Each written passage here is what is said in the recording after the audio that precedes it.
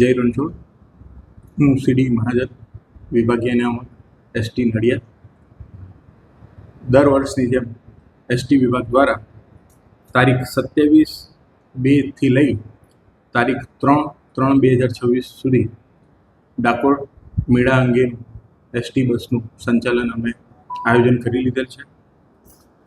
દર વર્ષની જેમ આપણે એપીએમસી ખાતે હંગામી બસ સ્ટેશન બનાવવાનું પણ આયોજન અમે હાથ ધરી લીધેલ છે અને ટોટલ અમે 630 બસો દ્વારા સદર ડાકોર મેળાનું સંચાલન કરવામાં આવનાર છે. એની અંદર મુખ્યત્વે રૂટની વાત કરીએ તો ડાકોર અમદાવાદ, ડાકોર નડિયાદ, ડાકોરથી આણંદ, બોરસદ, બરોડા તેમજ લાસ્ટ યરની અંદર અમે એક નવી પેટર્ન જે મુસાફરોની હતી એ હવે નોંધી છે. એની અંદર ડાકોરથી આપણા કપડવંજ અને કઠલાલ માટે પણ યાત્રિકો ઘણી મોટી સંખ્યામાં જોવા મળ્યા હતા, જેના માટે પણ અમે 50 થી 65 બસોનું પણ અલાયદું આયોજન કરેલ છે. જય હિન્દ. સાહેબ, કેટલા મુસાફરોએ ગઈ વખતે મુસાફરી કરી હતી, કેટલી એક્સ્ટ્રા આવક થઈ હતી અને આ વખતે શું અંદાજ છે?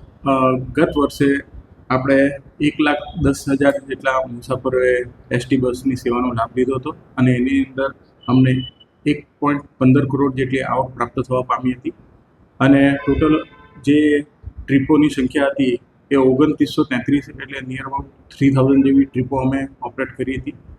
અને આ વર્ષે પણ જે મુસાફરને જે ધસારો હશે એ માટે અમે ઓલરેડી 630 બસોનું આયોજન કરેલ છે. તેમ છતાં મુસાફરોની સંખ્યામાં વધારો થશે તો અમે વધુ પણ એક્સ્ટ્રા બસોનું સંચાલન કરીશું.